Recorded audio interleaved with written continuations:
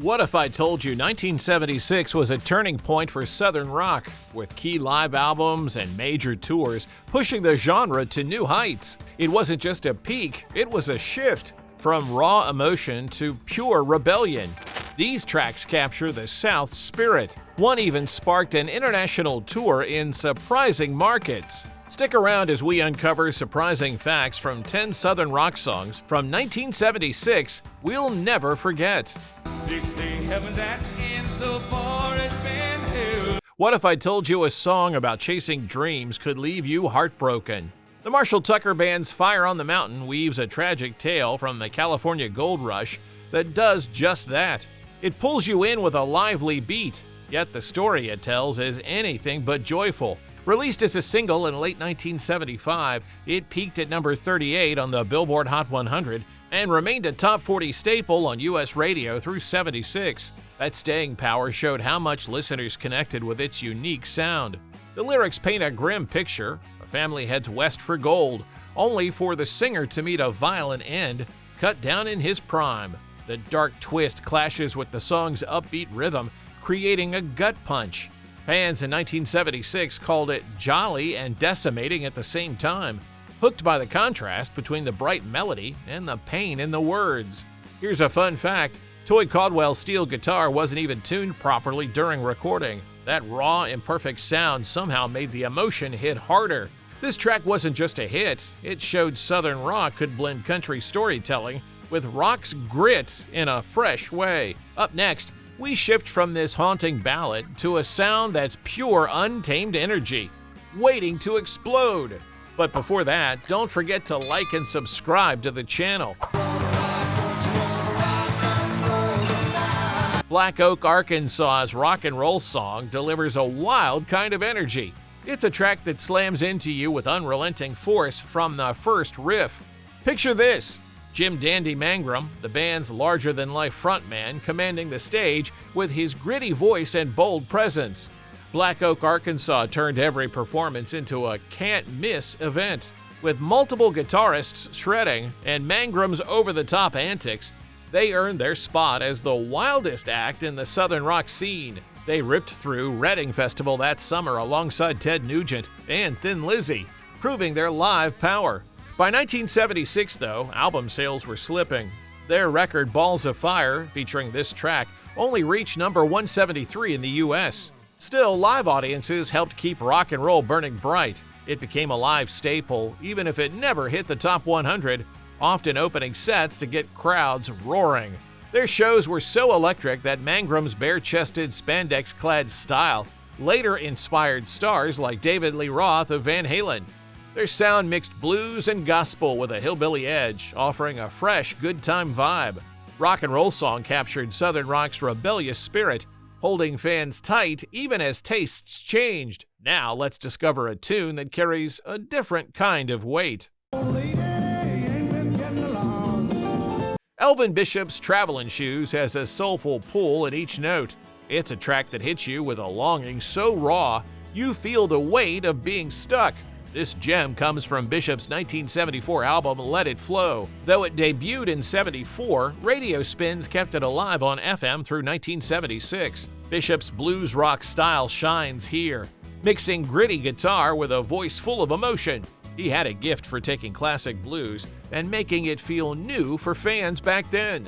In March, he even showcased it at New York's Bottom Line, pairing gritty riffs with playful stage banter. At its core, the song is about a man desperate to leave town, too broke for even a pair of shoes to escape. That raw vocal, paired with subtle horn accents, created a mournful push-pull that lent grit to Southern rock's blues roots.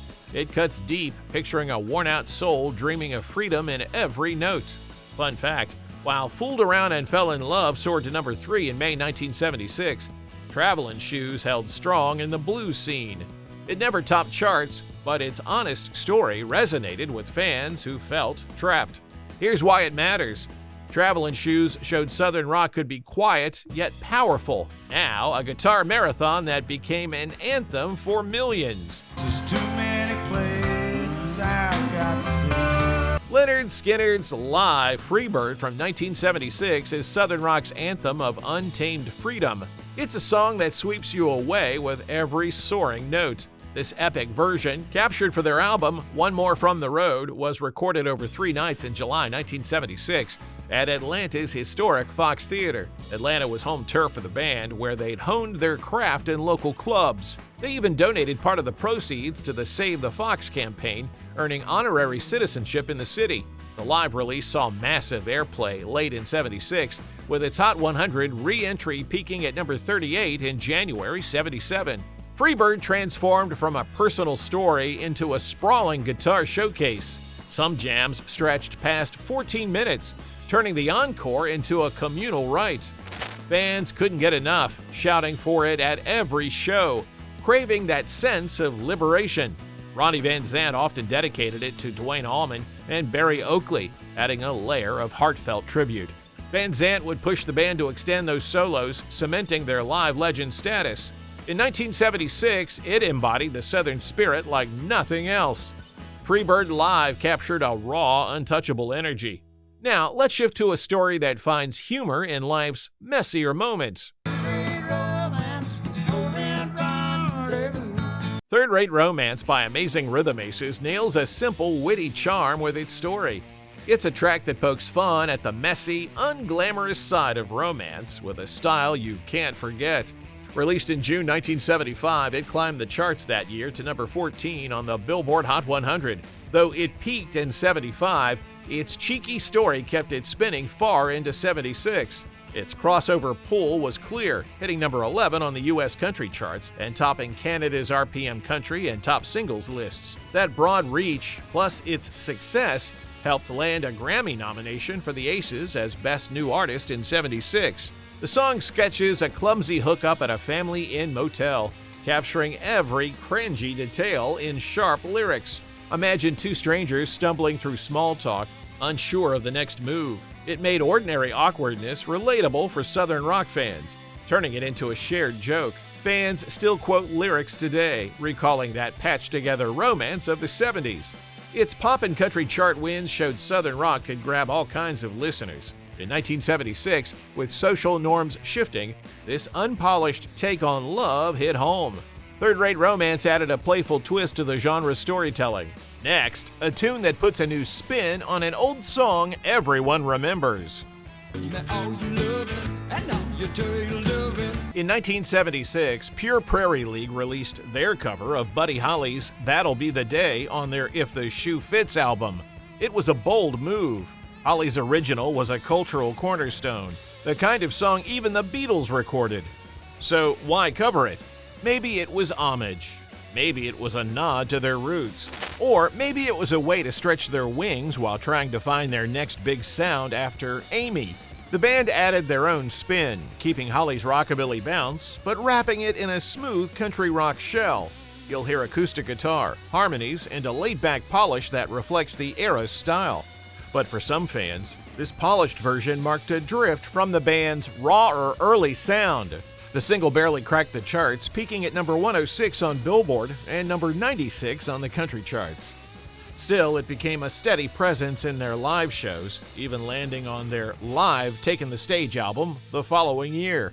The song links 3 generations of music history, from Buddy Holly's 1957 version to the Beatles' first ever recording, to a 1970s country rock band paying tribute 2 decades later. Even if it didn't climb the charts, it carried a legacy. Stick around as we drift to a sound that carries a lighter, more tranquil spirit. The Allman Brothers Band's Blue Sky brings serene beauty into 1976.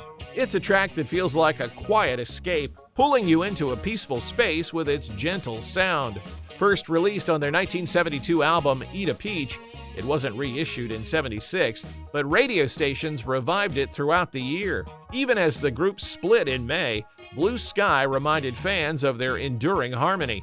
That staying power proved how much this song touched listeners, holding its magic years after it first played. Dickie Betts wrote this gem for his girlfriend, Sandy Wabajijig, blending nature and love into something universal. It carries the echo of Duane Allman's final recordings before his tragic loss in 1971, adding depth and strength. Fans called it a sunny day that never ends, a pastoral tune that broke southern rock's rougher mold with its uplifting calm. In 1976, as the band faced turmoil, this track highlighted their unique mix of blues, jazz, and country. It showed what set them apart. Blue Sky revealed southern rock's softer edge, a masterpiece of tranquility in a shifting year. Next, we hit the asphalt for a vibe that's all about the journey ahead. The Outlaws' Breaker Breaker from 1976 drops you right into the world of open highways. It's a track that crackles with the restless energy of the road, radio buzzing with raw adventure. From their album Lady in Waiting, released in May 1976, this song crept into the Hot 100 at number 94 in July. It captured the CB radio craze sweeping America, especially among truckers hungry for connection. Written by guitarist Huey Thomason, the title phrase was the truckers' cue to Breaker 19, so listeners felt instantly part of that subculture. That authenticity grabbed fans, and its reach even took it to number 19 in the Netherlands, showing a surprising global pull. The song frames life on the asphalt as pure independence with a touch of rugged charm. You can almost hear the static-filled chatter of a long haul. In 1976, it wove that cultural fad into southern rock, making you feel like you're riding shotgun on an endless trip. The Outlaws, with their three-guitar army, carved sharp riffs into this road anthem. Even with lineup struggles like an injury to bassist Frank O'Keefe, their grit shone through. Breaker Breaker bottled the era's highway obsession, speaking to working-class dreamers. Now, let's explore a story with a heavier weight on its shoulders. Felt like somebody been walking on it. The Charlie Daniels Band's Witchah Jail lands a song of raw regret from 1976. It's a track that pulls you into a tale of sorrow, heavy with choices that can't be taken back. From their album Saddle Tramp, released in March 1976, this song marked their debut with a new record label. They toured hard, filling venues nationwide with their gritty sound. The single spent 9 weeks on the Cashbox Singles Chart, peaking at number 101 in June and July. Just missing the top 100, its play on country and rock stations showed how many connected with its story. That same year, Charlie Daniels performed at events tied to Jimmy Carter, showing how southern rock reached beyond music. It follows a man in jail looking back on reckless days, wishing for a simpler past. He promises he'll never leave Mississippi if he makes it out, underscoring that homesick longing. Those bluesy riffs behind aching lyrics hit southern rock fans who knew life's hard knocks. It felt like a reflection of real stumbles. With its rough guitar edge, this track fit the genre's outlaw spirit. It spoke to anyone who'd ever felt down and out. Witchah Jail rooted southern rock in messy human emotion, shining in a changing year. Next, we'll tap into a song that became dangerous and misinterpreted. Forget what you think this song is about. Give Me Back My Bullets isn't a gun-toting anthem. It's a cry for chart redemption. Released in 1976 as the title track of Lynyrd Skynyrd's fourth studio album, this gritty rocker came from Ronnie Van Zant and Gary Rosington's frustration. The bullets weren't shells, they were billboard icons. In chart lingo, a song with a bullet meant it was on the rise. Skynyrd wanted those bullets back. The track hits with a bluesy, muscular groove, hard-edged southern rock laced with funk and swagger, yet it never made the Hot 100. Still, rock stations played it loud and proud, and fans kept shouting for it. But here's where things got messy. Some fans misread the lyrics badly. They took bullets literally. At shows, they started throwing live shells on stage. It got so dangerous, the band had to pull the song from their set list. Despite all that, Give Me Back My Bullets became a staple.